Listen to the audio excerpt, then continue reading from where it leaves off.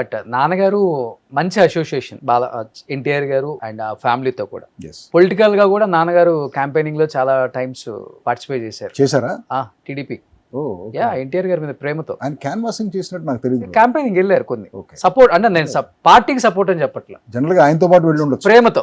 ఆయనతో yeah, yeah, yeah. రామారావుతో పాటు వెళ్ళి ఉండొచ్చు. అంతే, అలా ప్రేమతో వెళ్ళిన నాన్న డెఫినెట్ గా పార్టీల గురించి వ్యక్తిగతంగా వాళ్ళ ఫ్యామిలీ గురించి చెప్తుంటారు. కాబట్టి ఇన్ ఫ్యూచర్ నీ అవసరం ఎప్పుడైనా ఉంటే టీడీపీకి కానీ ఆ ఫ్యామిలీకి కానీ బాలకృష్ణ గారికి కానీ చంద్రబాబు నాయుడు గారికి కానీ లోకేష్ గారికి కానీ నీ వంతు పార్టీలు పక్కన పెట్టి వ్యక్తులకి నువ్వు సపోర్ట్ చేయాలి అలాంటి చెప్పడం కానీ, లేకపోతే మీకు ఎప్పుడైనా చేయాలనిపించడం కానీ అనిపించిన మైండ్ లో? అసలు ఎప్పుడు లేదు బ్రదర్, నాకు అసలు ఆ పొలిటికల్ ఇన్క్లినేషనే లేదు బ్రదర్.